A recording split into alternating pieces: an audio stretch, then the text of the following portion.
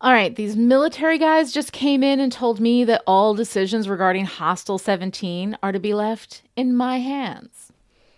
So I'm having them delivered to my house.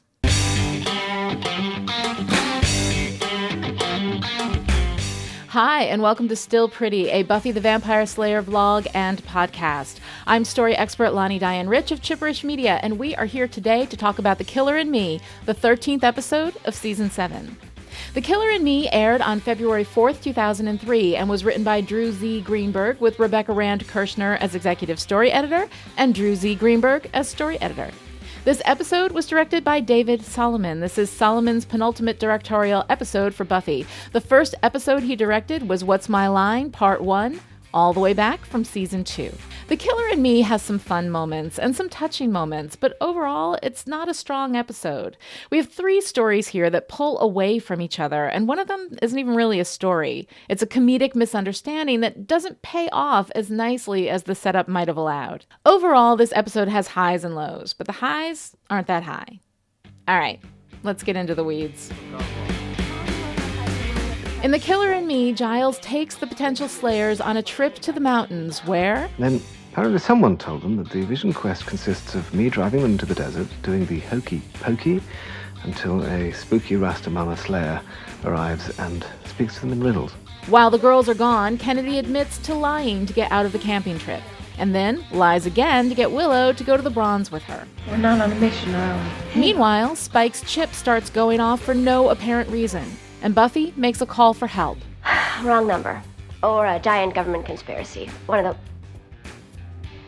Spike? When they get back home, Willow and Kennedy kiss, and Willow turns into Warren, which confuses everyone, and Willow has to prove she's actually Willow. There are other stories from kindergarten, non-yellow crayon stories in which you don't come out in such a good light. An incident involving Aquaman Underoos, for example? You want me to start talking? Hey, Willow! Willow and Kennedy hit the street to figure out what's going on, and they come across the campus Wicca group, where Amy is going through her 12 steps. But as Warren starts to take over, Willow leaves, and Kennedy discovers that Amy's contrition is not genuine. What did you do to her? What, to Willow? Oh, just your standard penance malediction is all.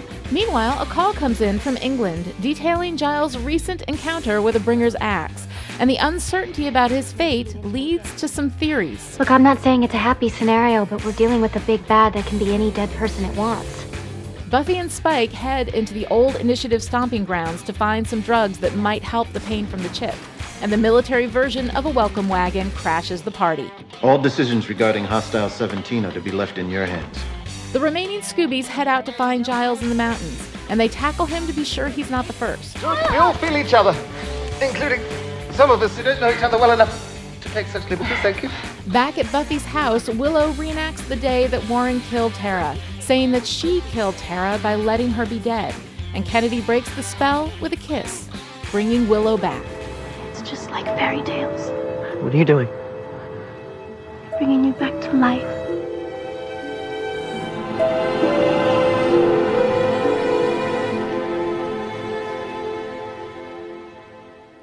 The problems with Willow and Kennedy as a couple are vast. They have nothing in common aside from liking girls, and Kennedy's predatory pursuit of Willow from the first moment she walked into the house has been disturbing. There has been no sense of them working well together as a team, the way we had with Willow and Tara from the very first moment in Hush.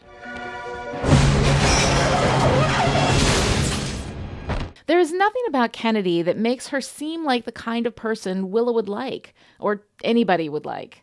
Aside from being beautiful and capable in a fight, there isn't much about Kennedy that makes her a compelling character. And if anything, she's aggressively off-putting. She has some strengths. Her weaknesses are that she's predatory, spoiled, and inconsiderate. But she has no vulnerabilities, nothing that makes her seem human or relatable. That's bad in any character. But for a character that we're trying to force together with one of our most beloved Scoobies? Hell no. And as if all that wasn't bad enough, we then get this. I'm not so into the magic stuff. Seems like fairy tale crap to me, but if it matters to you, you care about it. So it's cool. The fact that Kennedy calls magic fairy tale crap is offensive, especially given everything that Willow's been through with magic, her successes and failures. And if you're going to believe that you're a potential slayer, you need to make room in your life for a little bit of magic, honey. Then we move into a deeper story with Willow as she turns into Warren after kissing Kennedy. While much of the story is played for laughs, Hey, bad touching! It then gets weird as Amy gets involved. But no one cares about how hard you work. They just care about cute, sweet Willow. They don't know how weak she is. She gave in to evil and stuff worse than I can even imagine. She almost destroyed the world. And yet everyone keeps on loving her?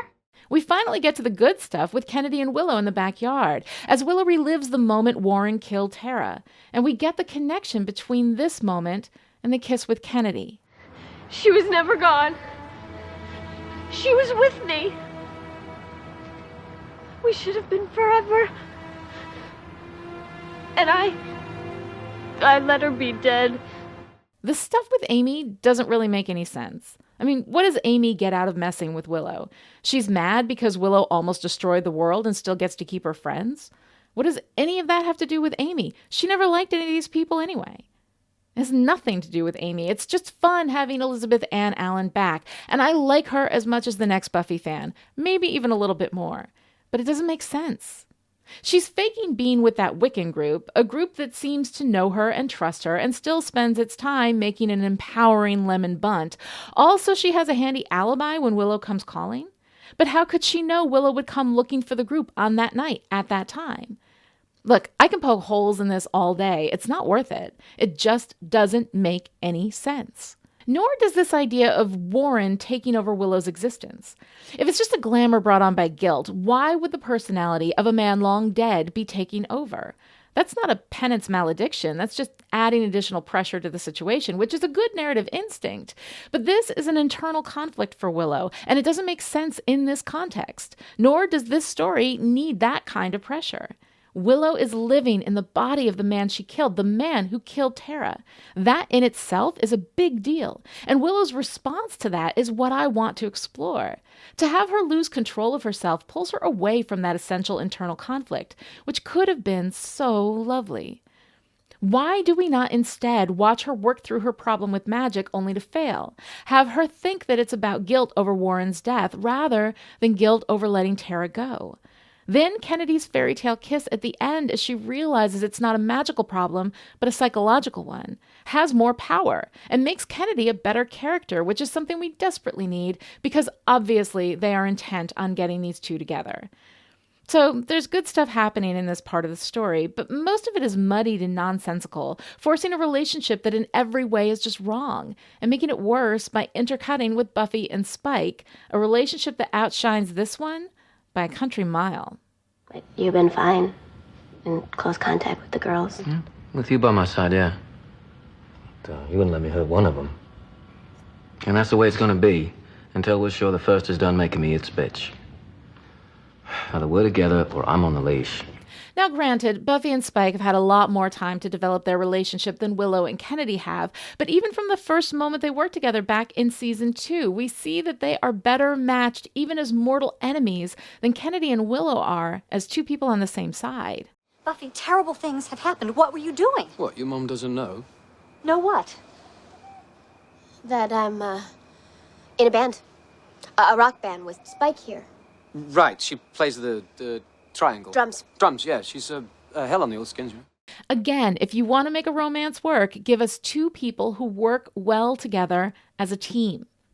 We see that same teamwork here, although admittedly, in this work, Buffy's leading the way and Spike is following between bouts of debilitating pain. But that is still teamwork. Spike trusts Buffy. He follows where she leads. He's not afraid of or intimidated by her strength. He never has been, which is part of the reason why he's such a great romantic partner for her. He's not insecure about who he is, so he doesn't need her to be less to make him feel like more. Which is a nice contrast to Riley, who always needed that, and whose oblique presence here sends that message home with power. The Buffy and Spike story in this episode is unfinished. We don't find out what Buffy decided to do about Spike's chip. The last thing we see is the initiative guys handing the decision over to her, although we don't see what her decision ultimately is. Had we removed Amy from Willow's story and given more space to Buffy and Spike, this would have balanced out nicely, and we could have ended this story with Buffy having to make a difficult decision. But at least there's a story here, even if it's unfinished. That's better than the misleading runaround we get with Giles. Has anyone seen Giles touch anything since he got back? Hold anything? Has anybody hugged him? Think very hard.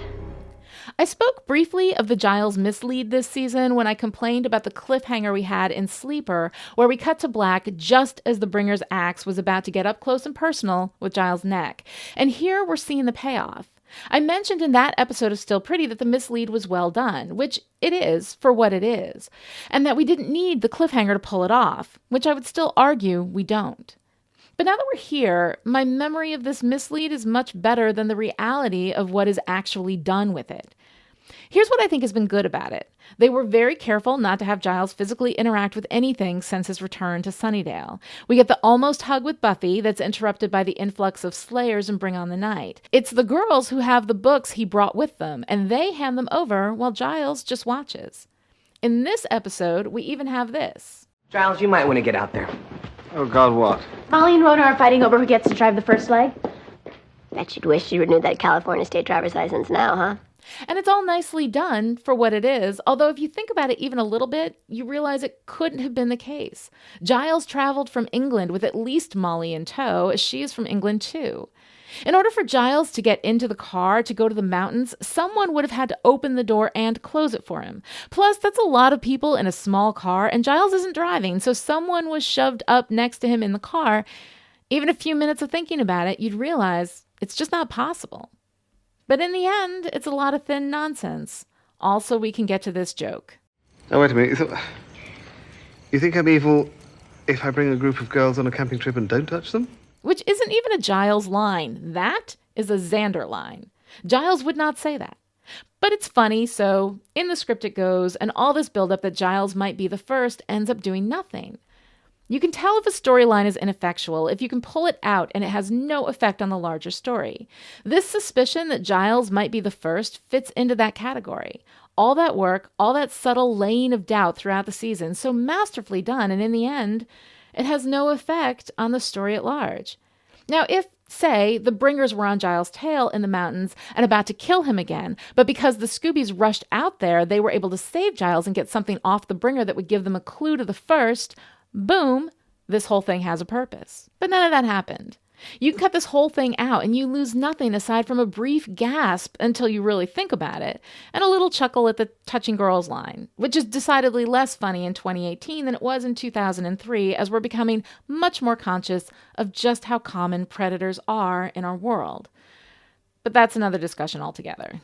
Bottom line, the mislead is nicely done, but it's just spinning wheels, killing time until our story really gets moving, which I believe starts to happen in the next episode. All right, that's it for today. This episode of Still Pretty was brought to you by Chipperish media producer Jonathan Williams. Jonathan supports Chipperish media at the power producer level, and as a reward, gets to produce whatever show he wants. Thank you, Jonathan, and thank you to everyone who supports Chipperish Media and makes all this possible. Visit patreon.com/Chipperish to find out how you too can become a Still Pretty producer. I'll see you next time with my thoughts on Season 7, Episode 14, First Date. Until then, stay pretty. Still Pretty is a Chipperish Media production and is entirely patron-supported.